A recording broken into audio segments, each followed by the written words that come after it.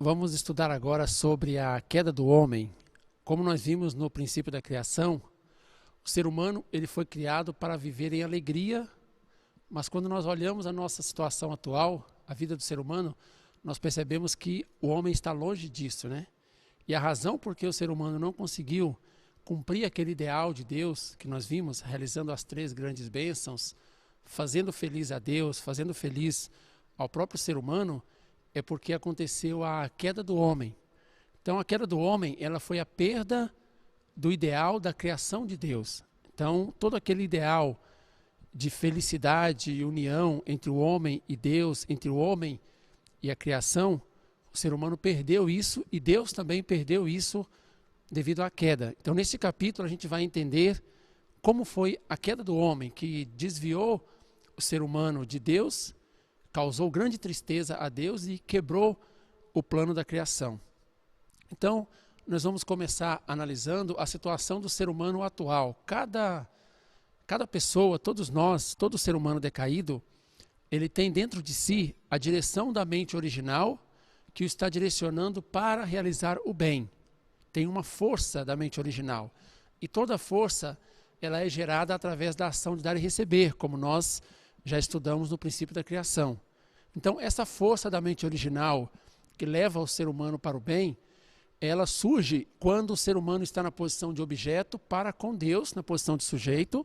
Então, essa ação de dar e receber leva o ser humano para o lado do bem, para fazer coisas boas, para fazer coisas certas, para a felicidade original, para a direção da mente original. Por outro lado, nós também temos uma força má que nos está direcionando para fazer o mal, para fazer as coisas erradas. Então, esta força má, ela também surge através de uma ação de dar e receber. Então, o ser humano, ele está na posição de objeto para com um certo sujeito que o direciona para fazer o mal. Então, de acordo com o cristianismo, quando nós analisamos a Bíblia, o sujeito dessa força má que está direcionando o homem para o lado errado, para o lado mal, é chamado de Satanás. Então, na queda do homem, nós temos que descobrir vários pontos sobre Satanás. Visto que o ser humano ainda não conhece sobre a verdadeira natureza de Satanás, ele não conhece qual foi a sua origem, também a motivação e o processo da queda e principalmente o resultado da queda. Como o ser humano decaído não conhece sobre esses pontos, então se torna difícil vencer as influências de Satanás na sua vida, ou seja, o ser humano não conhece o seu inimigo. Então este capítulo da queda do homem, ele tratará especificamente sobre essas questões. A verdadeira natureza de Satanás, a sua origem, a motivação e o processo da queda e qual foi o resultado real da queda nas nossas vidas e também no mundo de forma geral. Então nós começaremos estudando sobre a raiz do pecado. Nós sabemos que no Jardim do Éden, como está escrito na Bíblia, existiam Adão e Eva. Também a Bíblia mostra que tinham 2 árvores, que é a árvore da vida e a árvore da ciência do bem e do mal, ou a árvore do conhecimento do bem e do mal. A Bíblia também nos mostra que havia uma serpente, e essa serpente, ela convenceu Eva a comer do fruto, e depois Eva comeu o fruto e deu o fruto para que Adão comesse também. E isso foi a queda do homem. Então nós vamos analisar cada um desses elementos, porque muitas partes na Bíblia está escrito de forma simbólica, como o próprio Jesus disse em João 16:25. Muitas partes está escrito como símbolos. Então, qual desses elementos é simbólico? Qual desses elementos é literal? Então nós começaremos analisando sobre o fruto da árvore da ciência do bem e do mal. Será que este fruto que causou a queda, será que ele era um fruto simbólico ou será que ele era um fruto literal? Então nós vamos analisar alguns pontos para poder chegar nesta conclusão. Primeiro, como poderia Deus, o Pai do homem, aquele Deus, né, Pai de amor que nós vimos no princípio da criação, como ele poderia fazer um fruto tão tentador que pudesse causar a queda dos seus filhos?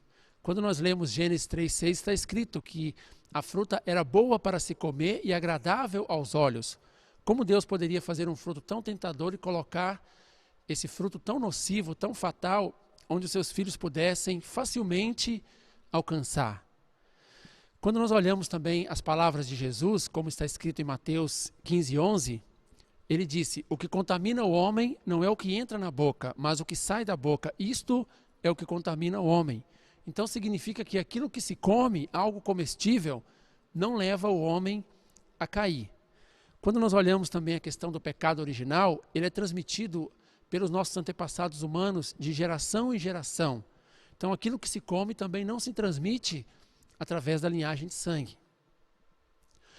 Outro ponto importante que nós devemos analisar: será que isso foi um teste para a obediência do homem? Será que Deus criou o fruto e o colocou no jardim apenas para dar um teste, para verificar se o homem o obedeceria ou não? Mais uma vez nós devemos perguntar: será que Deus, como pai de amor, daria um teste tão impiedoso, de uma forma que poderia causar a morte de seus filhos? Se nós analisarmos aquele Deus do princípio da criação, que tinha uma expectativa para criar os seus filhos, o coração de pai, coração de mãe para com seus filhos, Deus não daria um teste de forma tão impiedosa apenas para satisfazer a sua curiosidade, para resolver a sua curiosidade, se o ser humano o obedeceria ou não. Então não tem como ser um simples teste, uma curiosidade de Deus para ver se o homem o obedeceria naquele ponto. Também nós vimos que Adão e Eva sabiam que eles morreriam, porque Deus os havia dito que no dia que eles comessem do fruto da ciência do bem e do mal, certamente morreriam. Então, mesmo eles não estando passando fome, mesmo assim eles comeram do fruto. Então isso nos leva a entender todas essas evidências que o fruto deve ser algo tão extraordinariamente estimulante e tão ardentemente desejado, que nem o medo da morte os impediu de comer. Então isso nos leva à conclusão de que o fruto era um fruto simbólico. Então, o primeiro ponto, o primeiro elemento, nós descobrimos que o fruto não era um fruto literal, mas sim era um fruto simbólico. Então, o que significa este fruto que causou a queda do homem? Assim como o fruto era simbólico, a Bíblia fala que o fruto estava na árvore da ciência do bem e do mal. E do lado da árvore da ciência do bem e do mal, tinha a árvore da vida. Então nós temos que estudar primeiro sobre as árvores, para depois nós descobrirmos o que significa então este fruto que causou a queda do homem. Então nós começaremos analisando sobre a árvore da vida. Nós podemos entender pela Bíblia que a esperança última do ser humano decaído é alcançar a árvore da vida. Quando nós olhamos, de acordo com a Bíblia, a esperança máxima do homem é aperfeiçoar a árvore da vida. Como nós podemos saber disso? Por exemplo, quando nós olhamos a passagem de Provérbios 13:12, está escrito que a esperança demorada enfraquece o coração, mas o desejo alcançado ou o desejo chegado é a árvore da vida. Então nós podemos perceber que as pessoas da época do Antigo Testamento tinham a sua última esperança na árvore da vida. Quando nós olhamos também Apocalipse 22:14, está escrito que bem-aventurados são aqueles que lavam as suas vestiduras no sangue do Cordeiro, para que tenham direito à árvore da vida. Então nós percebemos também que a esperança última das pessoas do Novo Testamento, dos homens após Jesus até os dias de hoje, também está na árvore da vida. Então nós percebemos que a árvore da vida é algo que depois da queda do homem passou a ser a última esperança do ser humano decaído. Então nós devemos nos perguntar qual que era a esperança de Adão antes da queda. Quando nós olhamos também a passagem de Gênesis 3:26, nós percebemos que a esperança de Adão também era chegar até essa árvore da vida, ou alcançar a árvore da vida, porque está escrito em Gênesis 3:24 que Deus colocou querubins com espada de fogo para impedir que Adão chegasse até a árvore da vida, isso depois da queda. Então, a esperança de Adão também era alcançar a árvore da vida. Então, o que é essa árvore da vida? Qual que era a esperança de Adão imaturo que estava crescendo para poder chegar à perfeição? Adão queria tornar-se o homem que aperfeiçoou o ideal da criação de Deus em si, sem cair. Ou seja, ele queria alcançar as 3 grandes bênçãos que Deus havia pedido para eles. Começando pela primeira bênção de Deus, que é a sua perfeição individual. Então a árvore da vida é o símbolo do homem que realizou o ideal da criação de Deus. Em outras palavras, é o símbolo de Adão aperfeiçoado. Então Deus ele planejava que, se Adão chegasse à perfeição, iria realizar o reino dos céus na terra, se tornando árvore da vida. Mas com a queda não foi possível, Adão não se tornou a árvore da vida e os seres humanos também não se tornaram árvores da vida. E por causa do pecado original, nenhum de nós, nenhum ser humano decaído consegue ser uma árvore da vida. E o ser humano ele é incapaz de restaurar a si mesmo. Então nós precisamos de uma pessoa aperfeiçoada, um homem aperfeiçoado, que vem na posição de árvore da vida, e essa pessoa ela deve enxertar todo o ser humano, toda a humanidade e limpar o seu pecado original. O homem que veio como esta árvore da vida foi Jesus. Então, quando a Bíblia diz em Provérbios 13:12 que a esperança demorada enfraquece o coração, mas o desejo chegado é a árvore da vida, esta árvore da vida está se referindo a Jesus, que veio como Messias, como Salvador, a fim de enxertar os seres humanos a Ele e assim poder limpar o seu pecado original. Então, Jesus veio nessa posição de árvore da vida. O que Jesus realizou foi apenas no nível espiritual, apenas a salvação, esse enxerto na árvore da vida foi no nível espiritual. Então, o homem não conseguiu livrar-se completamente do pecado original e desde Adão até os dias de hoje, ele continua transmitindo isso para os seus filhos. Por isso é necessário que ocorra a volta de Cristo através do Senhor do segundo advento, para que possa enxertar as pessoas, os seres humanos decaídos, tanto fisicamente quanto espiritualmente. Então Jesus deve voltar como essa árvore da vida na terra e os homens do Novo Testamento devem ser enxertados a ele como essa árvore da vida. Então Apocalipse 22:14, quando diz que bem-aventurados são aqueles que lavam as suas vestiduras no sangue do Cordeiro para que tenham direito à árvore da vida, essa árvore da vida que está se referindo no Novo Testamento é a volta de Cristo, ou seja, é o Senhor do segundo advento. Então a finalidade máxima da providência da restauração de Deus é restaurar aquela árvore da vida que foi perdida lá no Jardim do Éden para aquela árvore da vida que a Bíblia cita em Apocalipse 22:14. Então a finalidade de Deus na restauração é restaurar árvores da vida. Quando nós olhamos na Bíblia, além da árvore da vida, tinha a árvore da ciência do bem e do mal, que estava do lado da árvore da vida. Então, como a árvore da vida era o símbolo de Adão, a árvore da ciência do bem e do mal, então, era o símbolo de Eva. Por que a Bíblia comparou a mulher como a árvore do conhecimento do bem e do mal? Isso nós vamos entender mais claramente quando nós definirmos mais para frente qual é o verdadeiro significado do fruto da árvore da ciência do bem e do mal. Então, até agora nós já verificamos sobre o fruto, que é simbólico, nós entendemos sobre a árvore da vida e a árvore da ciência do bem e do mal, que também é simbólico e representava Adão e Eva. Então nós vamos estudar agora sobre o verdadeiro caráter da serpente, ou a verdadeira identidade da serpente. Quando nós olhamos na Bíblia, Gênesis 3, 4 e 5, fala que a serpente tentou Eva a pecar, e essa serpente, quando nós analisamos alguns pontos, nós podemos perceber que ela podia conversar com o ser humano. Além disso, ela causou a queda do ser humano, que é um ser espiritual. Também a serpente, ela conhecia a intenção de Deus, ela conhecia o mandamento de Deus de impedir o homem de comer do fruto. Então, nós podemos perceber de alguma forma que essa serpente estava se referindo a um ser espiritual e não a um ser físico. Também, quando nós lemos Apocalipse 12:9, nós percebemos que a serpente estava vivendo no céu, que é o mundo espiritual. Apocalipse 12:9 está dizendo, a serpente chamada Diabo e Satanás, que engana todo mundo, ele foi precipitado na terra. Precipitado na terra significa que ele estava vivendo no mundo espiritual.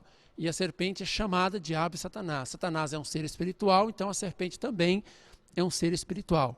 Então nós chegamos à conclusão aqui de que a serpente não era um ser físico, mas a serpente era um ser espiritual. Então outra questão muito importante que nós devemos esclarecer é se a serpente existia antes do tempo da criação ou se ela foi criada, ou se ela foi formada durante o tempo da criação.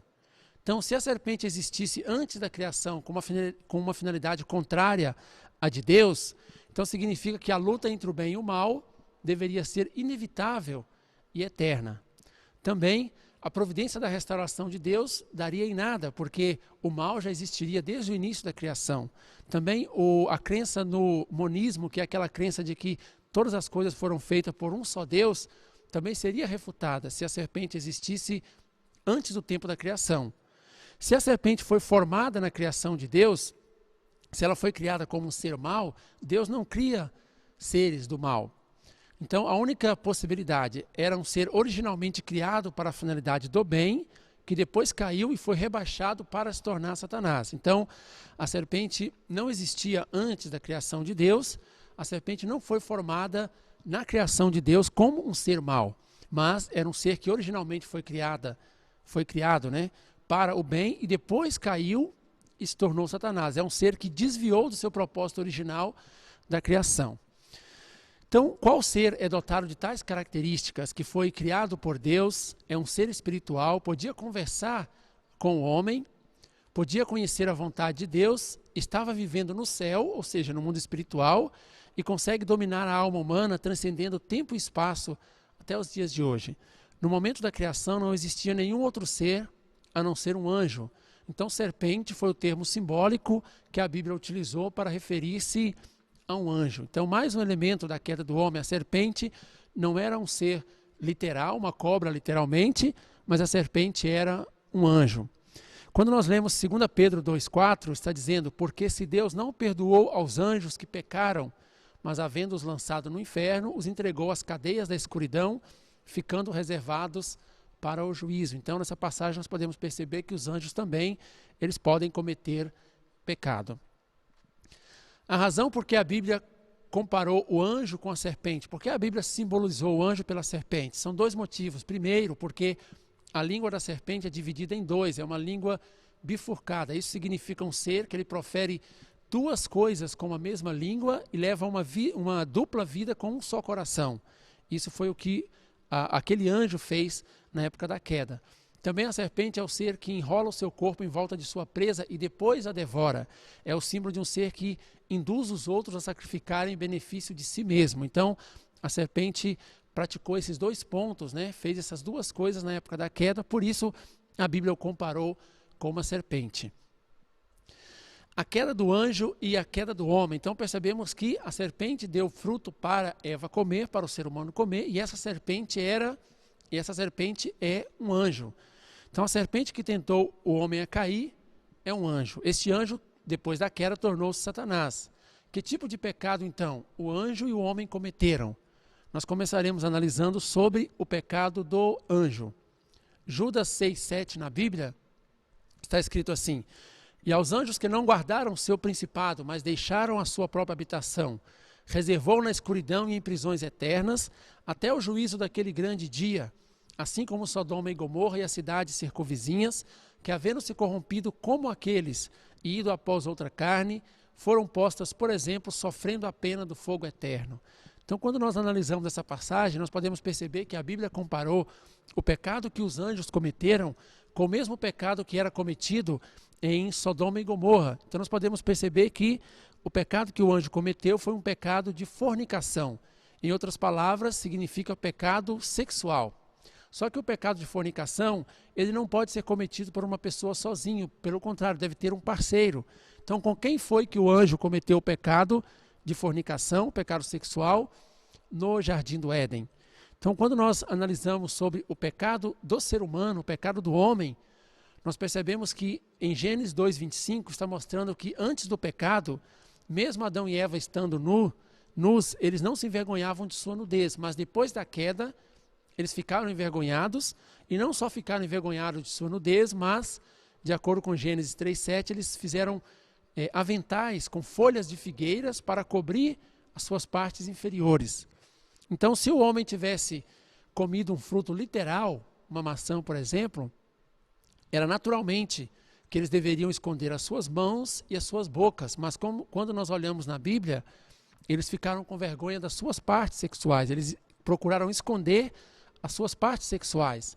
Então isso indica claramente que eles cometeram pecado através dos seus órgãos sexuais. Então o homem também caiu por causa da fornicação. Quando nós olhamos Jó 31:33 na Bíblia, mostra claramente que Adão procurou esconder a área da transgressão. Então a única coisa que Adão tentou esconder na Bíblia, como mostra no Gênesis, é a sua parte sexual. Em Jó 31:33 mostra que Adão procurou esconder a parte com a qual ele cometeu uma transgressão, a parte com a qual ele cometeu um erro. Então, nós percebemos que o problema do homem também no Jardim do Éden, o pecado do ser humano também foi pecado sexual, foi pecado de fornicação. Quando nós vemos Gênesis 1:28, está falando sobre as 3 grandes bênçãos: crescei, multiplicai e dominai. Então, para que o homem realize as 3 grandes bênçãos, somente através do amor sexual, ele poderia aperfeiçoar a finalidade da criação de Deus, porque a segunda bênção é estabelecer uma família, e para estabelecer uma família, ele deve multiplicar os seus filhos através do ato sexual. Então, do ponto de vista da criação de Deus, o amor devia ser o ato mais precioso e mais santo do mundo. Todavia, depois da queda, os homens têm considerado o ato de amor como algo desprezível, porque o amor foi realmente a causa da queda humana. Isso demonstra ainda mais claramente que o homem caiu por causa da fornicação. O ato de adultério entre o anjo e o ser humano. No mundo da criação, os homens e os anjos eram os únicos seres espirituais capazes de ter um relacionamento de amor.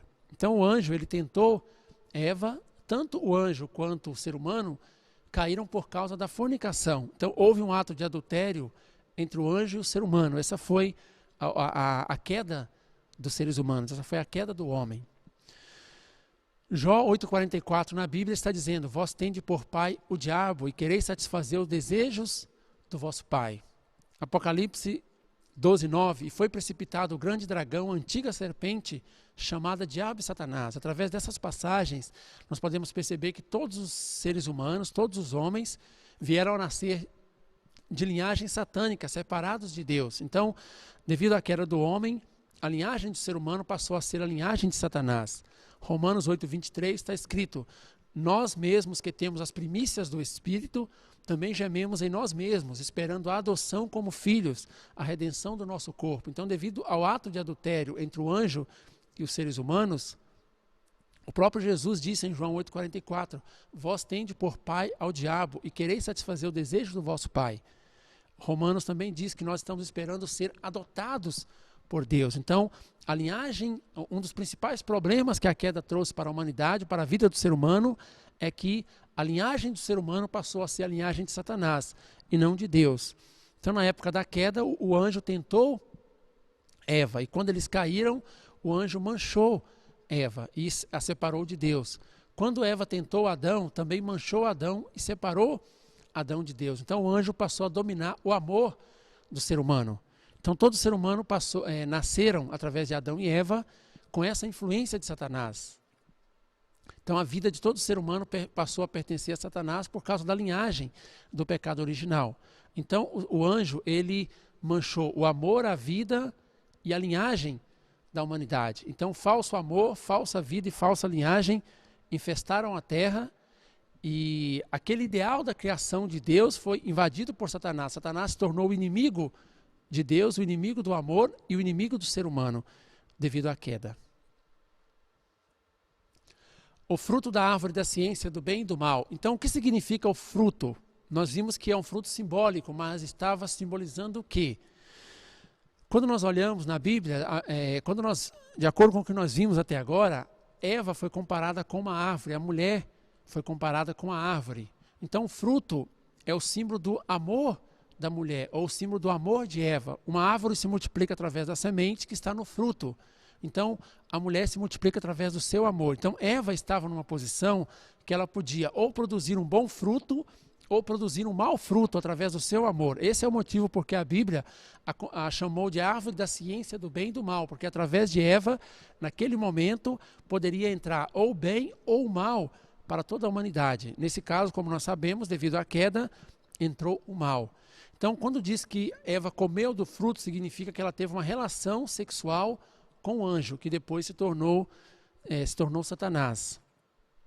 Gênesis 3,14 mostra que Deus amaldiçoou ao arcanjo decaído, dizendo que ele iria andar sobre o seu ventre e comer o pó todos os dias da sua vida. Então, depois que esse anjo, que a Bíblia comparou com uma serpente, causou a queda, Deus o amaldiçoou, dizendo que ele iria andar sobre o seu ventre. O que significa isso? Significa que ele se tornou um ser infeliz, incapaz de funcionar adequadamente de acordo com o seu modelo original da criação. Significa que ele desviou do plano original da criação de Deus. E quando diz que ele vai comer o pó todos os dias de sua vida, significa que ele teve que viver recebendo maus elementos do mundo pecaminoso, despojado do direito de ter elementos de vida de Deus, porque ele foi lançado do céu, como está dizendo em Isaías 14:12 e também Apocalipse 12:9. Então nós entendemos, por esse motivo, Deus disse, né, que a serpente iria andar sobre o seu ventre e comer do pó todos os dias de sua vida. A raiz do pecado. Então, qual foi a verdadeira raiz do pecado? Uma vez que nós já analisamos todos os elementos da queda, descobrimos que as duas árvores significavam Adão e Eva, nós percebemos que o fruto não simbolizava uma maçã, literalmente, um fruto literal, mas simbolizava o amor sexual da mulher. Nós percebemos que a serpente simbolizava um anjo, e esse anjo foi criado para a finalidade do bem, e depois caiu e se tornou Satanás. Então, analisando todos esses pontos, nós podemos chegar à conclusão de qual é a raiz do pecado, através de onde todos os pecados brotam na humanidade. Hoje, existem vários tipos de crimes e pecados diferentes, mas eles têm uma raiz comum, que foi o primeiro pecado que foi cometido na época da queda do homem. Então, a raiz do pecado ele é o adultério ou a promiscuidade sexual.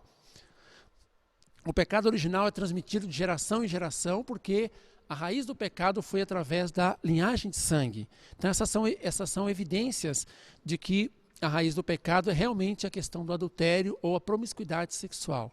A religião considera o adultério como o maior de todos os pecados. Os israelitas eles eram circuncidados como uma condição de redenção desse sangue mau, desse pecado original. A queda de numerosas nações, heróis e patriotas também foi por causa do adultério, porque o impulso de cometer o adultério, ele está sempre funcionando na mente do homem sem que ele tenha conhecimento disto. E ninguém pode resolver o aumento do adultério. Outros problemas, como outros tipos de crimes que existem na sociedade, pode até ser melhorado através da religião, através da educação, melhoramento do sistema social, etc. Mas quando se trata da questão do adultério, quanto mais as civilizações desenvolvem, quanto mais fácil a vida se torna, mais aumenta a questão do adultério. Então, por todos esses pontos, nós podemos chegar a uma conclusão que a raiz do pecado não foi porque Adão e Eva comeram um fruto literal, como uma maçã, por exemplo, mas foi porque eles tiveram uma relação sexual ilícita com o anjo. Para realizar o mundo ideal, é preciso exterminar completamente esta raiz do pecado. É impossível realizar o mundo ideal, realizar o reino dos céus, se não resolver esta raiz do pecado. Então, o Senhor do segundo advento, que é a volta de Cristo, deve ser a pessoa que pode resolver perfeitamente esta questão. Então, a conclusão dessa sessão 1 é que a raiz do pecado é a questão do adultério. Em outras palavras, a promiscuidade sexual. Sessão 2, a motivação e o processo da queda. Então, agora nós já descobrimos o que foi a queda. Agora nós temos que descobrir qual foi o processo, que significa como a queda aconteceu de fato, e qual foi a motivação, onde estava a motivação da queda. Antes de analisarmos isso, nós temos que estudar sobre a criação do anjo, a sua missão e o seu relacionamento com o homem, porque nós sabemos que a motivação da queda partiu daquele anjo, que depois a Bíblia comparou com uma serpente. Então nós temos que estudar primeiro sobre a situação dos anjos. Então uma coisa muito importante que nós temos que saber sobre os anjos é que Deus criou o mundo angélico antes de qualquer outra coisa. Antes da própria criação do universo, Deus criou o mundo angélico. Quando na Bíblia, em Gênesis 1:26, está dizendo, façamos o homem à nossa imagem e semelhança, nós percebemos que a Bíblia utilizou o plural. Então isso estava incluindo também os anjos. Então os anjos foram criados antes de qualquer coisa, e a posição que os anjos foram criados, Deus criou os anjos como servos, para que eles pudessem auxiliar na criação do universo e para que eles pudessem auxiliar na providência de Deus, no trabalho de Deus. Hebreus 1:14 está dizendo, não são porventura todos eles espíritos ministradores enviados para servir a favor daqueles que hão de herdar a salvação? Também Apocalipse 22:9, o anjo chama a si mesmo de servo. Também Apocalipse 5:11, 12, também 7, 11, 12, mostra que os anjos foram criados para honrar e louvar a Deus. Então, nós entendemos que os anjos foram criados antes de qualquer coisa, inclusive antes da criação de Deus, antes do ser humano, e os anjos foram criados na posição de servo. Inclusive, de acordo com Gênesis 1:28, o homem devia dominar, inclusive, os anjos. 1 Coríntios 6:3 está dizendo, o homem tem autoridade para julgar os anjos. Então, os anjos foram criados para servir ao ser humano. Devido à queda, o ser humano se tornou decaído e o ser humano passou a ser dominado pelo anjo. Então, o ser humano passou a ser servo de um servo. Aquele que deveria ser o filho de Deus, deveria ser o dominador, inclusive, dos anjos, caiu abaixo da dominação do anjo e acabou se tornando servo de servo, como homem decaído. Então, a queda espiritual e a queda física. Primeiramente, nós temos que entender que ocorreu dois tipos de queda no Jardim do Éden. A primeira foi a queda espiritual, que foi quando o anjo relacionou sexualmente com Eva, esta foi a queda espiritual. Depois, quando Eva relacionou com Adão, esta foi a queda física. Então, será que é possível um contato entre um ser espiritual, o anjo, e um ser físico, o homem, o ser humano?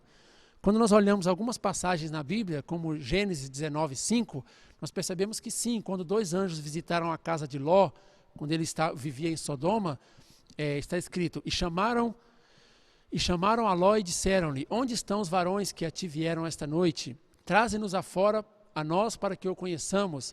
Os homens da cidade sentiram excitação pelos anjos que foram visitar Ló. Também, Gênesis 32:25 e 26, Deus enviou o anjo para lutar com Jacó, e vendo que não prevalecia contra ele, tocou a juntura de sua coxa e deslocou a juntura da coxa de Jacó, lutando com ele. Então o anjo lutou com Jacó até deslocar a sua coxa. Também, Gênesis 18:8, quando os anjos visitaram Abraão para anunciar que ele haveria de ter um filho, está dizendo, e tomou manteiga, leite e a vitela que tinha preparado, e pôs tudo diante deles, e eles estavam em pé junto a eles, debaixo da árvore, e comeram. Então eles tomaram uma refeição junto com Abraão. Então, de acordo com essas passagens, nós podemos perceber que sim, é possível o contato entre seres espirituais e seres físicos. Então nós começaremos analisando o processo e a motivação da queda espiritual, que é a queda onde o anjo relacionou sexualmente com Eva. Então, primeiramente, como nós vimos, Deus criou o mundo angélico antes de qualquer outra coisa. E Deus colocou o anjo Lúcifer, colocou o arcanjo Lúcifer na posição de liderança nesse mundo angélico. Lúcifer tinha a posição de monopolizar, ele era o mediador e o canal de bênção para o mundo angélico. Depois de tudo isso, Deus criou Adão e Eva. Adão e Eva tinham a posição de filhos, enquanto o arcanjo tinha a posição de servo. E Deus deu amor de filhos para Adão e Eva. Nesse momento, o arcanjo Lúcifer ele sentiu o amor diminuído, como se Deus estivesse diminuindo o amor que Deus dava para ele antes. Na verdade, Deus não estava diminuindo o amor que ele dava para Lúcifer. A quantidade continuou a mesma, só que no nível de amor para um servo. O nível de amor de servo para amor de filho é completamente diferente. Então, nesse momento, Lúcifer começou a comparar o amor que ele recebia de Deus e o amor que Adão e Eva recebia de Deus. Essa foi uma comparação completamente desnecessária, porque não existe fundamento para comparar o amor de servo com o amor de filho. Não haveria necessidade de fazer essa comparação. Então, Lúcifer, ele queria manter a mesma posição para com os seres humanos, por isso ele tentou Eva. Esta foi a motivação da queda espiritual. Lúcifer sentiu amor diminuído de forma injusta, ele sentiu que Deus estava tratando ele injustamente, enquanto na verdade isso não estava acontecendo, e ele queria manter essa mesma posição. Na verdade ele tinha a intenção, ele queria que Adão e Eva fossem criados também abaixo do seu domínio, só que o plano de Deus não era esse, porque Lúcifer tinha a posição de servo, Adão e Eva tinham a posição de filhos. Então a motivação na queda espiritual é que Lúcifer queria manter a mesma posição que ele tinha no mundo angélico perante os seres humanos também. Só que esse não era o plano de Deus. Então Lúcifer, ele se atreveu a tentar Eva.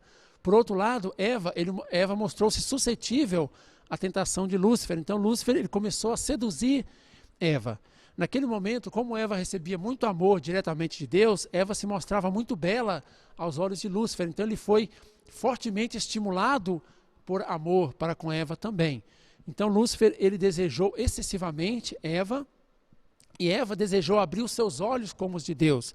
Quando Lúcifer tentou Eva, como nós vimos na Bíblia, né, a serpente explicou que se Eva comesse do fruto da ciência do bem e do mal, ela iria abrir os seus olhos igual aos olhos de Deus. Então Eva, ela escutou a palavra de Lúcifer e não escutou a palavra de Deus, que havia dito que ela não deveria comer do fruto da ciência do bem e do mal. Então, Lúcifer desejou excessivamente, Eva também queria abrir os seus olhos igual aos olhos de Deus, e eles tiveram relação sexual através da ação de dar e receber. Este foi um relacionamento ilícito de amor espiritual. Então esta foi a queda espiritual. Depois da queda espiritual, 2 tipos de sentimentos encheram o coração de Eva. Eva sentiu um sentimento de medo, porque ela percebeu o tamanho do pecado que ela havia cometido, e também um sentimento de sabedoria. Ela percebeu que, pelo princípio, o Lúcifer jamais seria o seu esposo, mas Adão seria o seu esposo. Então, Eva, com esses 2 tipos de sentimentos, sentindo medo e também sabendo que Adão é que seria o seu esposo, ela sentiu angustiada por causa da queda, ela foi procurar Adão. Aí aconteceu a queda física. Então, como foi a queda física? Eva seduziu Adão da mesma forma que Lúcifer a havia tentado, a havia seduzido. Ela queria livrar-se daquele medo que ela estava sentindo por causa da queda espiritual. Então, esta foi a motivação da queda física. Eva queria se livrar daquele medo, ela queria livrar daquele remorso de consciência que ela estava sentindo por causa da queda espiritual. Então, Eva seduziu Adão com a intenção de livrar-se do medo. Essa foi a motivação da queda espiritual. Devido ao fato que Adão ainda não tinha caído, estava recebendo muito amor de Deus, então Adão também se mostrava belo aos olhos de Eva. Então Eva tentou Adão da mesma forma como o arcanjo a havia tentado. Quando Eva tentou Adão, Adão saiu de sua posição original da criação e correspondeu a essa sedução de Eva. E eles fizeram um relacionamento sexual ilícito fisicamente. Esta foi a queda física. Se somente Eva tivesse caído, se Adão não tivesse caído, restaurar somente Eva teria sido mais fácil. Mas até Adão caiu e eles multiplicaram a sociedade humana decaída. Como nós vimos na introdução geral, uma das missões da nova expressão da verdade é mostrar a realidade de Deus para o ser humano.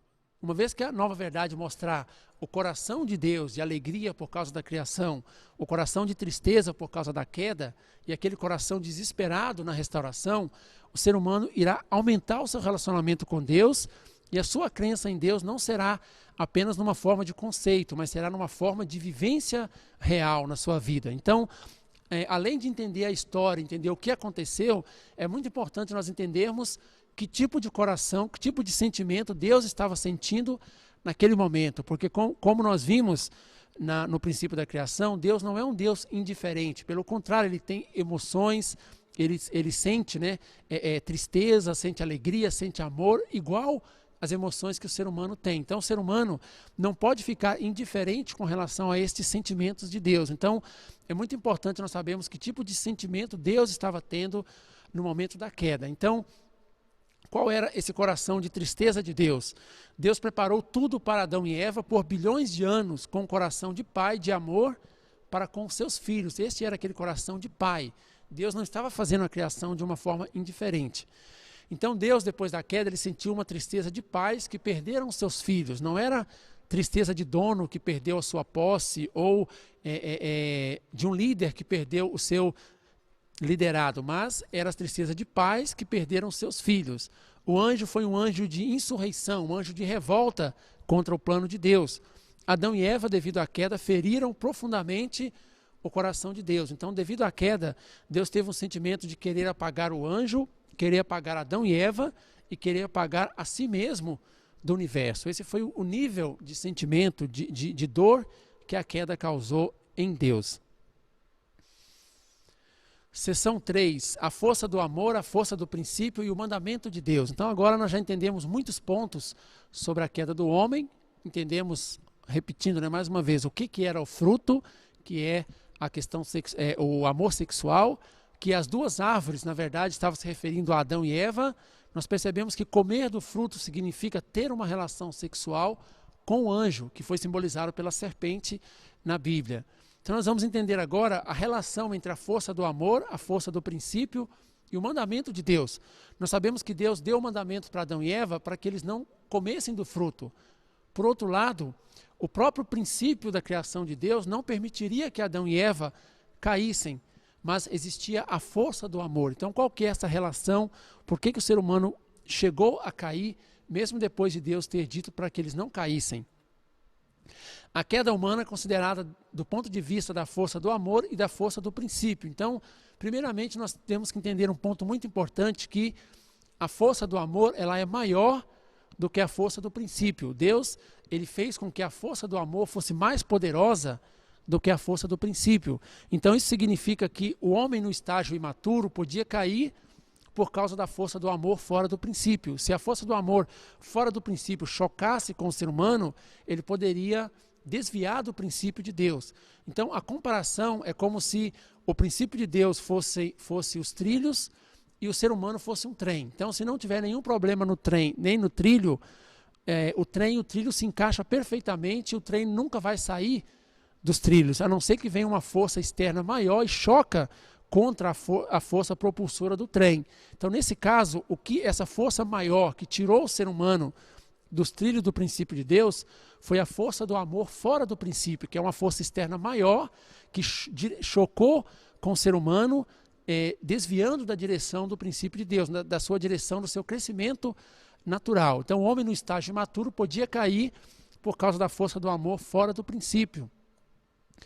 Então uma dúvida seria, por que então Deus criou de modo que a força do amor fosse mais forte do que a força do princípio? Por que finalidade Deus criou assim? O principal motivo é que Deus queria dominar o ser humano pelo amor. Deus queria ter um relacionamento de amor com o ser humano. Por isso ele fez o poder do amor mais forte do que o princípio. O amor também é a fonte da vida e da felicidade do homem. Então, aquele coração de pai, aquele coração amoroso de Deus, queria ter um relacionamento de amor, e que esse relacionamento de amor fosse a força mais forte do universo, mais forte do que as leis, mais forte do que os princípios. Então, esse coração de pai de Deus foi que fez com que ele criasse a força do amor mais forte do que a força do princípio. A finalidade de Deus ter dado o mandamento ao homem. Então, por que Deus deu o mandamento ao homem? Foi por dois motivos. Primeiro, para impedir o homem de cair. Como nós vimos agora, o ser humano estava imaturo, ele não poderia ser dominado por Deus diretamente ainda, e a força do amor é mais forte que o princípio. Então, se a força do amor fora do princípio, a força do amor ilícito surgisse, poderia desviar o ser humano do seu caminho da perfeição. Então Deus previu a possibilidade da queda. Então por esse motivo Deus deu o mandamento de não come. Se Adão e Eva tivessem feito a ação de dar e receber somente com Deus, somente com essa palavra de Deus, por mais que o arcanjo tivesse tentado causar a queda, se eles tivessem ignorado o arcanjo e apenas fizessem a ação de dar e receber com este mandamento de Deus, isso poderia ter evitado a queda. Então o primeiro motivo foi para evitar a queda de Adão e Eva, que Deus deu o mandamento. O outro motivo é para que o ser humano pudesse cumprir a responsabilidade por si mesmo. Se o ser humano cumprisse a responsabilidade por si mesmo, de uma forma que Deus não interferisse, então o ser humano iria ser destacado perante a criação. O ser humano iria ser diferente de todos os outros seres, porque ele teria cumprido a sua porção de responsabilidade humana, diferentemente de todos os outros seres da criação. Então o ser humano poderia herdar a natureza criativa de Deus, o direito de criador igual Deus, e o ser humano poderia, com isso, ser o dominador de todas as coisas. Então, por que Deus ele deu o mandamento somente para o homem e não deu o mandamento para o arcanjo? Então, ele procurou exaltar a dignidade e o qualificativo do homem para que ele pudesse dominar até mesmo o arcanjo da posição de filho de Deus. Então, somente o ser humano ganhou esse mandamento de Deus, para que ele pudesse ter o direito de dominar. Deus queria exaltar a dignidade, qualificar o ser humano como filho de Deus e, com isso, dar o direito de dominar, inclusive dominar sobre os anjos, inclusive dominar sobre o arcanjo. O período em que o mandamento era necessário, então, será que o mandamento de não comer do fruto teria sido necessário para sempre? Quando nós olhamos mais uma vez sobre o princípio da criação, as três grandes bênçãos, Gênesis 1:28, nós sabemos que para completar a segunda bênção de Deus, o ser humano precisava relacionar sexualmente. Em outras palavras, ele precisava comer daquele fruto que Deus colocou no Jardim do Éden. Então, aquele mandamento de não comer do fruto era necessário apenas no período de sua imaturidade. Não seria necessário para sempre, mas apenas enquanto Adão e Eva estavam crescendo para chegar à perfeição. Após a sua perfeição, eles poderiam comer do fruto, não só poderiam, mas eles deveriam comer do fruto da árvore da ciência do bem e do mal, ou seja, eles deveriam poder relacionar sexualmente sem causar nenhum problema para o princípio de Deus e para o próprio ser humano. Seção 4, o resultado da queda humana. Nós vamos entender agora o que a queda humana causou nas nossas vidas, o que a queda humana causou na humanidade de forma geral.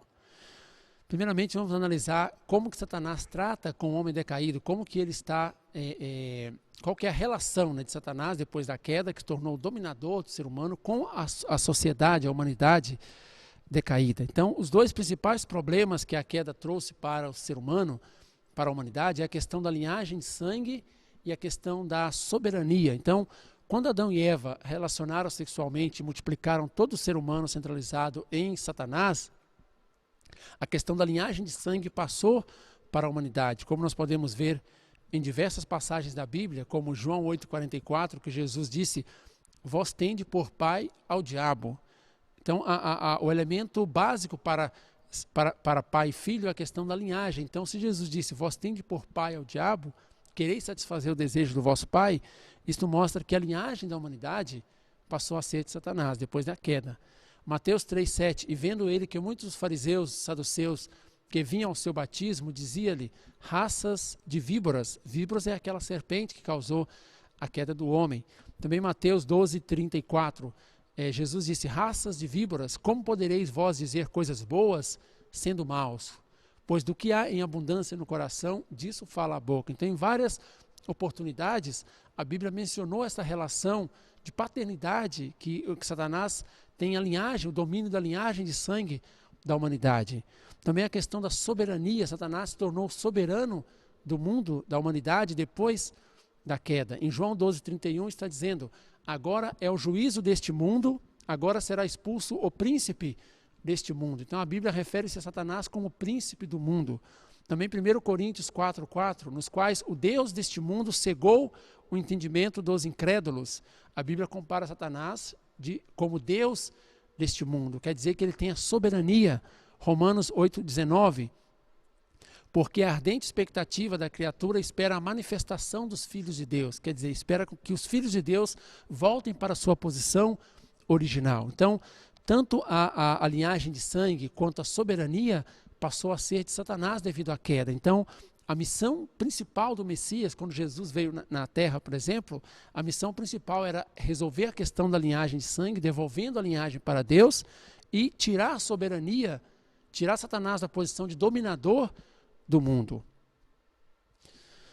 As atividades de Satanás na sociedade humana. Então, Satanás ele está constantemente acusando os homens diante de Deus para colocá-los no inferno, assim como ele fez com Jó. Está escrito em Jó 1, 9 ao 11. Então, como que Satanás está agindo, influenciando os seres humanos? Satanás não pode simplesmente pegar o ser humano à força e colocar no inferno. Do mesmo modo, também Deus não pode pegar o ser humano à força e levar para o reino dos céus. Então, é preciso que o ser humano dê alguma condição. Então, como que Satanás faz para poder perpetuar o seu poder, perpetuar a sua força, perpetuar a sua influência sobre as pessoas? Então, nós sabemos que todas as forças existem através da ação de dar e receber. Então, essa força de influência má, de influência negativa de Satanás também vem através da ação de dar e receber. Então, Satanás, na posição de sujeito, ele tem aqueles espíritos maus que estão no mundo espiritual, aquelas pessoas más que morreram aqui na terra e foram para o mundo espiritual, se tornaram espíritos maus, eles estão colocados na posição de objeto de Satanás. Então, eles fazem a ação de dar e receber com Satanás, e esses espíritos maus fazem a ação de dar e receber com o espírito das pessoas que está aqui na terra. Então, o espírito das pessoas que está aqui na terra coloca-se na posição de objeto para com esses espíritos maus, recebendo influências negativas, e essas pessoas fazem ações erradas, elas fazem ações de Satanás aqui na terra. Então, quando uma pessoa faz alguma coisa errada aqui na terra, algum tipo de pecado, uma ação ruim, muitas vezes ela está sendo influenciada por um espírito mal do mundo espiritual. Essa é a forma que Satanás age para poder levar as pessoas a fazer coisas erradas aqui na terra, e depois essas pessoas são levadas para o inferno. Lucas 22, 3 na Bíblia está escrito: entrou, porém, Satanás em Judas, que tinha por sobrenome Iscariotes, o qual era do número dos 12. Então, quando fala Satanás entrou na pessoa, ou Satanás influenciou a pessoa, é esse tipo de relacionamento que está acontecendo. Também Mateus 16, 23, ele, porém, voltando-se, disse a Pedro: para trás de mim, Satanás, que me serves de escândalo. Mateus 25, 41, então dirá também aos que estiverem à sua esquerda: apartai-vos de mim, malditos, para o fogo eterno, preparado para o diabo e os seus anjos. Então, esses anjos de Satanás, ou esses espíritos maus, estão influenciando diretamente a vida das pessoas aqui na terra.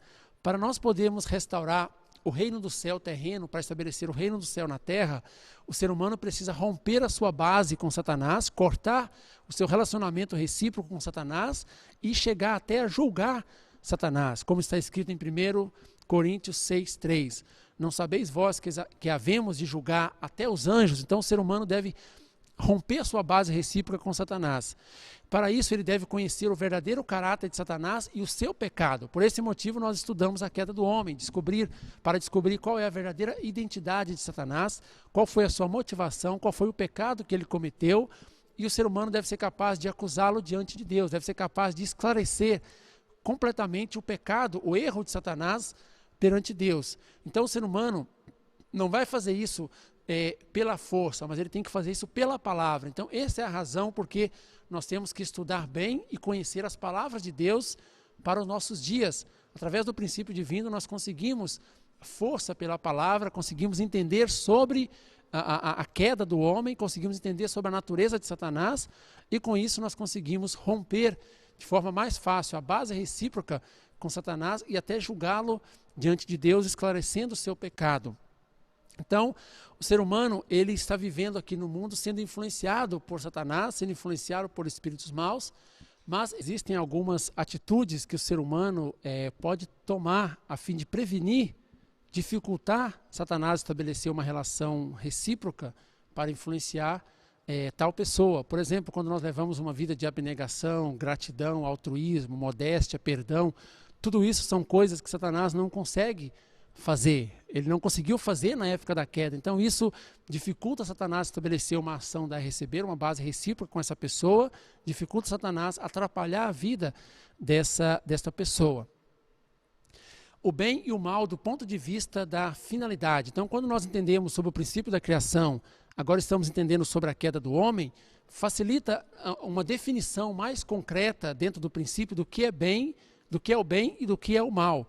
Então, uma mesma coisa, ela pode ser tanto do bem quanto do mal.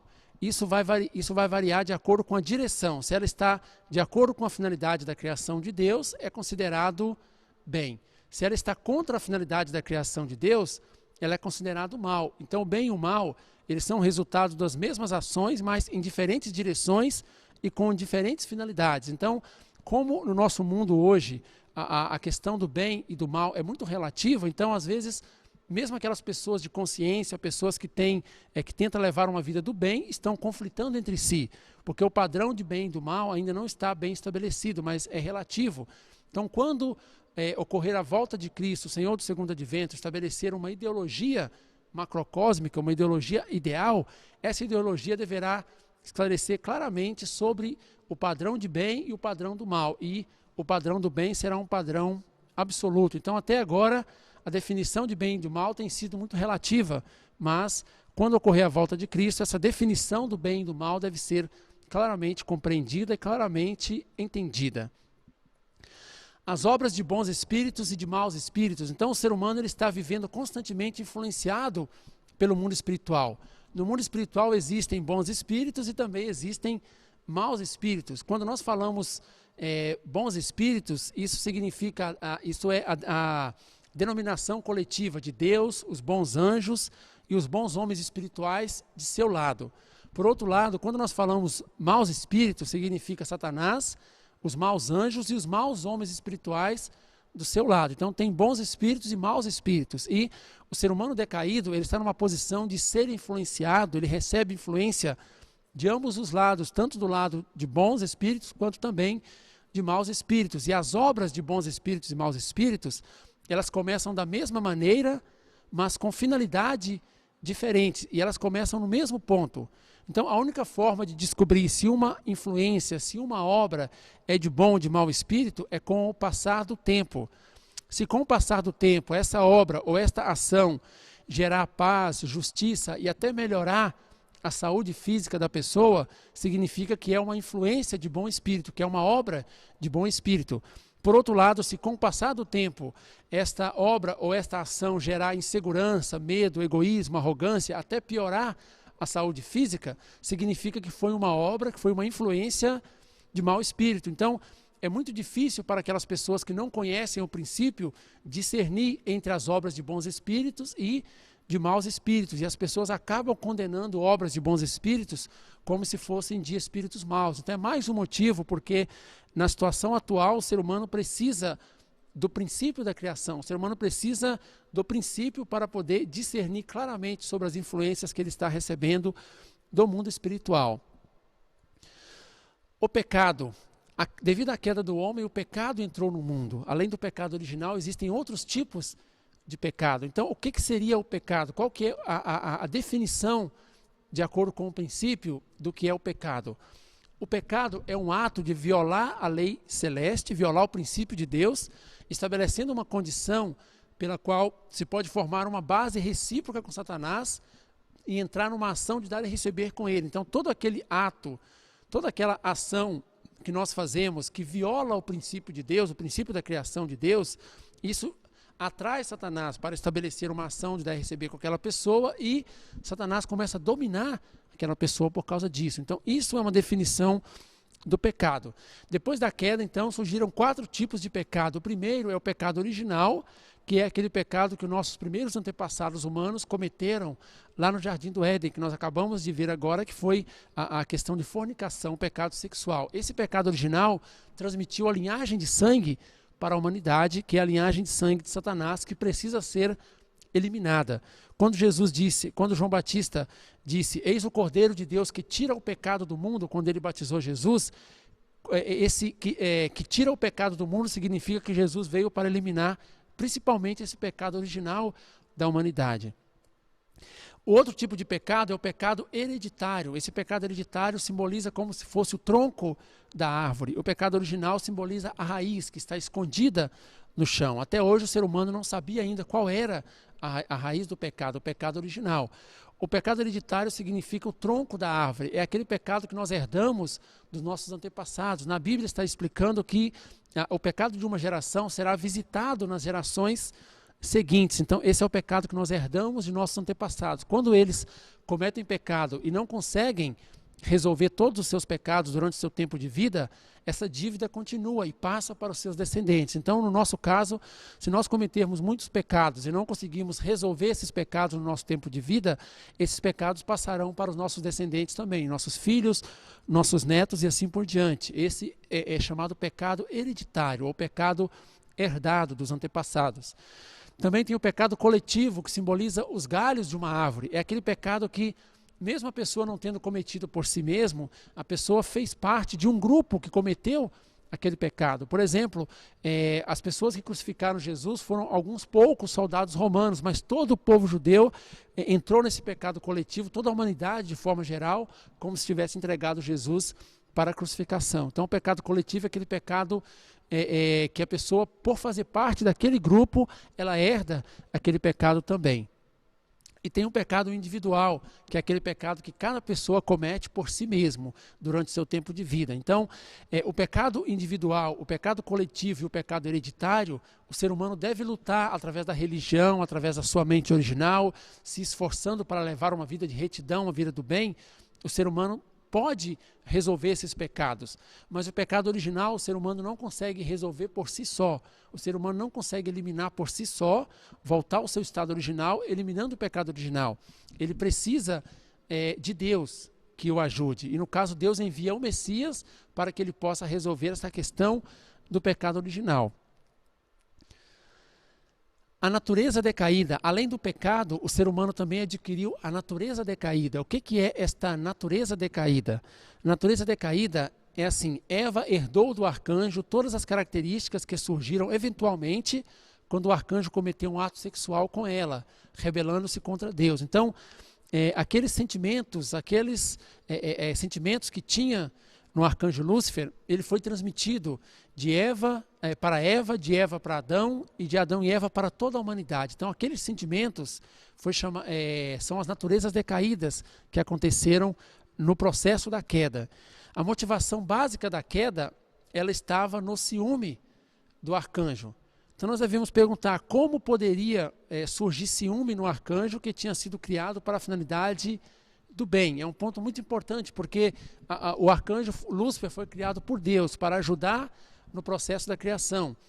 Ele sentiu ciúme e com isso ele causou a queda, ele sentiu aquele amor diminuído. Então, como era possível surgir esse sentimento a ponto de causar a queda no arcanjo Lúcifer que tinha sido criado por Deus? Então, de acordo com o princípio da criação de Deus, como o plano original da criação de Deus, o arcanjo Lúcifer ele também foi criado com intelecto e ele também tinha desejo. Então, com o intelecto, ele podia comparar e discernir que o amor que Adão e Eva estavam recebendo era maior do que o amor que ele estava recebendo. E ele tinha desejo de receber mais amor de Deus. Então, era naturalmente que ele sentisse aquele ciúme. Então, o ciúme, na verdade, ele é um subproduto inevitável da natureza original da criação de Deus. Assim como a sombra, quando a luz reflete em um objeto, então surge a sombra. Então, é um subproduto inevitável que poderia surgir. Só que no mundo original da criação, esse sentimento acidental, um possível ciúme, jamais poderia causar dano, jamais poderia causar a queda, porque todos estariam unidos em um só corpo, seres humanos aperfeiçoados, sentindo o coração de Deus e sentindo o coração do próximo, assim como se fosse a si mesmo. Então, ele não ousaria causar danos ao seu próximo, porque o dano que uma pessoa sentisse, todos iriam sentir simultaneamente também. Então, essas comparações apenas causariam o desenvolvimento, mas jamais poderia causar a queda do homem. Então, o principal motivo da queda estava no arcanjo. A primeira natureza decaída é não conseguir tomar o ponto de vista de Deus em amar os outros, ou seja, não conseguir tomar o mesmo ponto de vista de Deus. Isso surgiu quando o arcanjo Lúcifer começou a olhar para Adão e Eva com outros olhos, diferente da forma que Deus estava olhando. Deus, ele estava vendo Adão e Eva como seus filhos, como o objeto máximo da sua criação, fruto principal da sua criação. O arcanjo Lúcifer já viu Adão e Eva como se fosse o seu inimigo, alguém que estava tomando o seu lugar. Então, Lúcifer não conseguiu olhar para Adão e Eva da mesma forma que Deus estava olhando. Então, surgiu a natureza decaída de não tomar um ponto de vista igual ao de Deus. Então, alguns sentimentos, por exemplo, como ciúme, inveja, desconfiança, ódio, ressentimento, vaidade e etc., que nós percebemos na sociedade hoje, a origem é essa primeira natureza decaída de não tomar um ponto de vista igual ao de Deus. A segunda natureza decaída é sair de sua própria posição. O arcanjo Lúcifer, que deveria estar na posição de servo, ele se propôs a tomar o lugar de Adão e Eva, dominar Adão e Eva, deixando aquela posição original da sua criação. Então, com isso, surgiu a natureza decaída de sair da sua própria posição original. Então, sentimentos hoje como reclamar, raiva, desejos de adultério, grosseria, por exemplo, são sentimentos, são emoções, sensações que vêm dessa segunda natureza decaída, de sair da sua própria posição, quando o arcanjo Lúcifer não manteve a sua posição original de servo de Deus e servo do ser humano. A terceira natureza decaída é inversão de domínio, inverter o domínio. Como aconteceu isso? O arcanjo, enquanto servo, deveria estar na posição de ser dominado por Adão e Eva, mas ele propôs a inverter esse domínio e dominar o ser humano. Dentro da relação de Adão e Eva também, Adão estava na posição de sujeito e Eva na posição de objeto. Eva inverteu essa ordem natural do princípio e também dominou Adão. Então, por exemplo, sentimentos como de arrogância, ameaçar, acusação, complexo de inferioridade ou complexo de superioridade, são exemplos desta natureza decaída de inversão do domínio que surgiu lá na queda do homem. A quarta natureza decaída é multiplicar o ato criminoso ou multiplicar o mal. Então, aquele sentimento ruim que o arcanjo Lúcifer sentiu dentro dele, ele multiplicou isso em Eva, e depois Eva multiplicou isso em Adão. E a partir de Adão e Eva, isso multiplicou para todo o ser humano. Então, esse ato criminoso ou esse mal que ele estava sentindo foi multiplicado para outras pessoas. Então, por exemplo, mentira, jogar a culpa nos outros, guardar rancor, fofoca, por exemplo, são originadas nessa quarta natureza decaída de multiplicar o ato criminoso. Então, as quatro naturezas decaídas não conseguem tomar o ponto de vista de Deus em amar os outros, sair de sua própria posição, inverter o domínio, multiplicar o ato criminoso. Essas naturezas decaídas, elas atrapalham o homem seguir o caminho da sua mente original, elas prejudicam o seu crescimento espiritual e também prejudicam o seu relacionamento com o próximo, com as pessoas que estão ao nosso redor. E essa é mais um prejuízo que a queda do homem causou na vida das pessoas, na vida dos seres humanos. O significado da liberdade do ponto de vista do princípio. Então, um ponto muito importante que nós temos que analisar sobre a queda do homem é o que significa a liberdade original, ou o que significa a liberdade do ponto de vista do princípio. Então, do ponto de vista do princípio, não existe liberdade fora do princípio de Deus. A liberdade tem que estar dentro do princípio da criação de Deus. Também não existe liberdade sem responsabilidade, aquela porção de responsabilidade humana. Nenhuma liberdade viola aquela porção de responsabilidade humana. Também não existe liberdade sem resultados reais. Resultados reais significa cumprir a finalidade da criação de Deus, que é dar alegria para Deus. Então não existe liberdade violando o princípio de Deus, não existe liberdade sem cumprir a porção de responsabilidade humana e não existe liberdade sem dar alegria para Deus. Então, por esse motivo, não é possível que o homem viesse a cair por causa da liberdade. Então, a liberdade original jamais poderia causar a queda do homem.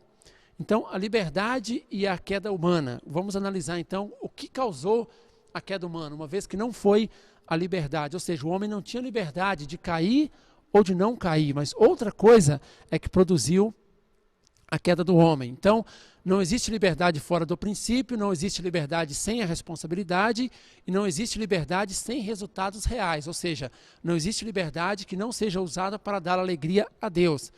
Na situação atual, quando nós usamos a palavra liberdade de uma forma geral no mundo atual, está misturando os dois conceitos de liberdade da mente má, que é baseado no egoísmo do ser humano, sem questionar o princípio de Deus, sem levar em conta o ideal de Deus, que é a liberdade da mente original, que é a liberdade que sempre está direcionando para Deus. Então, de acordo com o princípio, nós distinguimos claramente o que é a liberdade da mente má e o que é a liberdade da mente original. Nós não usamos de uma forma misturada. Então, quando é a liberdade da mente má, na verdade não é chamada liberdade, é a expressão do egoísmo do ser humano, quando ele quer fazer as coisas do seu jeito, do jeito que ele quer, sem considerar as consequências para Deus e para o próximo e para si mesmo. Essa chama liberdade da mente má. A liberdade da mente original que é a verdadeira liberdade. Ela não funciona para o mal, ela nunca direciona o homem para o mal, e ela é exercida de acordo com o princípio da criação de Deus. Então, essa liberdade, nós damos o nome de liberdade da mente original. Então, quando nós falamos liberdade, é muito importante distinguir entre os dois tipos de liberdade, a liberdade da mente original e a liberdade da mente má. A verdadeira liberdade é a liberdade da mente original. A mente má não é chamada de liberdade, mas apenas o ser humano exercendo o seu egoísmo sem levar em conta algum tipo de consequência que pode acontecer. Então, essa liberdade da mente original jamais poderia causar a queda do homem, porque a queda do homem, ela desviou o homem do princípio, a queda do homem foi o fracasso da porção de responsabilidade humana, e a queda do homem, ela machucou Deus, ou seja, ela fez o contrário de resultados reais, que é dar alegria para Deus. Então, a liberdade da mente original jamais causaria a queda. Pelo contrário, ela foi aprisionada pela força do amor fora do princípio. Quando a força do amor fora do princípio agiu sobre o ser humano, na verdade, ela bloqueou o caminho, bloqueou o exercício da liberdade da mente original humana. Então, antes da queda, a liberdade da mente original agiu no ser humano para impedi-lo de cair, dando o sentimento de insegurança, de medo, para que ele não pudesse cair. Depois da queda, a liberdade da mente má, a liberdade da mente original, continua agindo no ser humano a fim de fazê-lo voltar para Deus. Então, mesmo nos dias de hoje, a liberdade da mente original não está satisfeita, ela continua agindo para conectar o ser humano com Deus. Então, definitivamente, a queda do homem não aconteceu por causa da liberdade ou por causa do livre-arbítrio, mas aconteceu por causa da força do amor fora do princípio, que bloqueou o exercício da verdadeira liberdade da mente original. Nessa sessão 6, que é a última sessão da queda do homem, a gente vai entender uma questão muito importante, inclusive para o mundo teológico. É o motivo pelo qual Deus não interferiu na queda dos primeiros antepassados humanos. Então Deus, ele sendo onipotente, sendo onisciente, ele poderia prever a queda do homem, ele poderia saber que Adão e Eva estavam se encaminhando para cair. E ele tem amor e ele tem poder para impedir a queda. Então a pergunta é, por que Deus não interferiu para impedir a queda dos primeiros antepassados humanos, para impedir a queda dos seus próprios filhos? Então, para responder isso, existem três pontos, três motivos por que Deus não interferiu.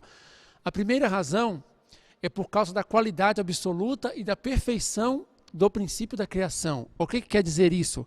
De acordo com o princípio da criação de Deus, se o homem cumprisse a sua porção de responsabilidade humana, o ser humano iria adquirir a posição de criador e dominador igual Deus. Então Deus, ele só interfere com o homem após a sua perfeição. Se por acaso ele interferisse com o ser humano antes dele passar por esse domínio indireto de Deus, antes dele passar pelo estágio de formação, crescimento e aperfeiçoamento, Deus estaria violando o seu próprio princípio, e tanto Deus quanto o seu princípio estaria deixando de ser perfeito. Então, estaria perdendo aquela característica absoluta do princípio de Deus e perdendo a característica absoluta e perfeita do próprio Deus. Então, por esse motivo, Deus não podia interferir de jeito nenhum na queda dos seres humanos, por mais que isso tenha doído no seu coração. Então, por causa da qualidade absoluta e da perfeição do princípio da criação, Deus não podia interferir no ato da queda, ele não poderia violar os seus próprios princípios. Algumas pessoas podem até dizer, mas Deus, ele é todo poderoso, ele pode fazer o que ele quiser.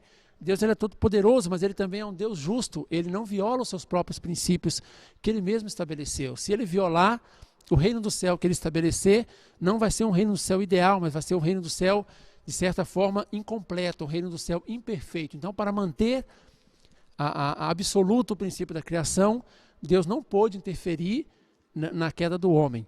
A segunda razão é para que somente Deus seja o Criador. É o segundo ponto, porque Deus não interferiu na queda do homem. Vamos entender como que aconteceu isso. Deus, ele só interfere em seres ou atos dentro do princípio. A queda do homem, nós sabemos que não aconteceu dentro do princípio. Então, se por acaso Deus interferisse na queda do homem, a queda iria ganhar o valor da criação, iria passar a fazer parte do princípio também. Então, a queda do homem seria um novo princípio. Nós sabemos que a queda do homem ela aconteceu somente por Satanás. Então, Satanás também estaria ganhando a posição de criador de um novo princípio, se por acaso Deus tivesse tocado, interferido na queda do homem, porque tudo que Deus toca ganha valor do princípio e ganha eternidade. Então, se Deus tocasse na queda, o seu resultado seria eterno. Jamais poderia ser eliminado o resultado da queda do mundo, da humanidade. Então, de forma alguma, Deus podia interferir na queda do homem diretamente. Então, isso para impedir que surgisse um novo princípio e que Satanás ganhasse a posição de dominador. Então, para que somente Deus seja o Criador, para que somente Deus fosse o Criador no início da criação, ele não podia interferir no ato da queda humana. E o terceiro e último ponto é a fim de estabelecer o ser humano como dominador de todas as coisas. Como nós vimos no princípio da criação, se o ser humano cumprir a sua responsabilidade humana, passando pelo estágio de formação, crescimento e aperfeiçoamento, passando pelo domínio indireto de Deus, sem cair, ele chega à perfeição, cumprindo a sua responsabilidade humana, e ele adquire a criatividade de Deus, ele adquire o direito de criador, assim como Deus, e ele ganha o qualificativo para dominar. Então esse é o princípio da criação de Deus. Se por acaso Deus interferisse diretamente no ser humano antes dele cumprir isso, então seria uma contradição tratar o homem imaturo como se ele já tivesse aperfeiçoado. É como se Deus estivesse contradizendo as suas próprias leis, o seu próprio princípio. Então o próprio Deus estaria ignorando o princípio da criação. Então o homem não iria cumprir sua responsabilidade, iria perder o direito de criador, a criatividade de Deus, por isso ele não iria ganhar o qualificativo do domínio de Deus. Então, a fim de estabelecer o homem como dominador de todas as coisas, ele não podia interferir no ato da queda do homem. Então, mesmo Deus, vendo toda essa situação difícil, imagina a situação do coração de Deus, mesmo sabendo que o ser humano iria cair e que iria levar bilhões e bilhões de anos para poder recuperar o mundo ideal, Deus teve que se manter firme no seu princípio, porque o que Deus estabeleceu, o plano original da criação de Deus, é absoluto. Então nós concluímos aqui esta conferência da queda do homem, que é o capítulo 2 do princípio divino, onde nós explicamos como que foi quebrado o plano original da criação de Deus, como que aquelas 3 grandes bênçãos que Deus imaginou a fim de sentir felicidade com o ser humano, como que isso se tornou a maior dor de coração para Deus, porque Deus não conseguiu evitar a queda de seus filhos somente dando o mandamento, porque o homem não cumpriu a sua porção de responsabilidade humana. Então, este ponto do princípio divino, capítulo 2, explica a queda, o que tirou o ser humano do seio do amor de Deus e transformou o ser humano em ser humano decaído.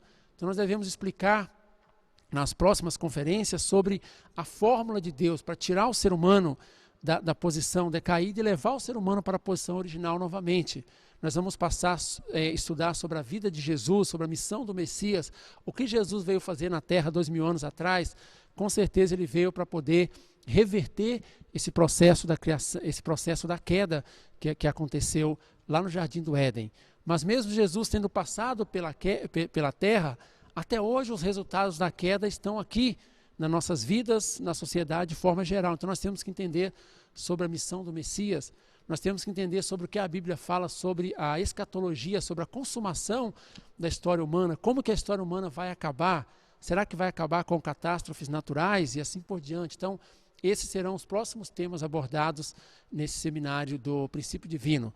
Então, até agora, muito obrigado pela sua atenção. Vamos finalizar esse segundo capítulo. Muito obrigado.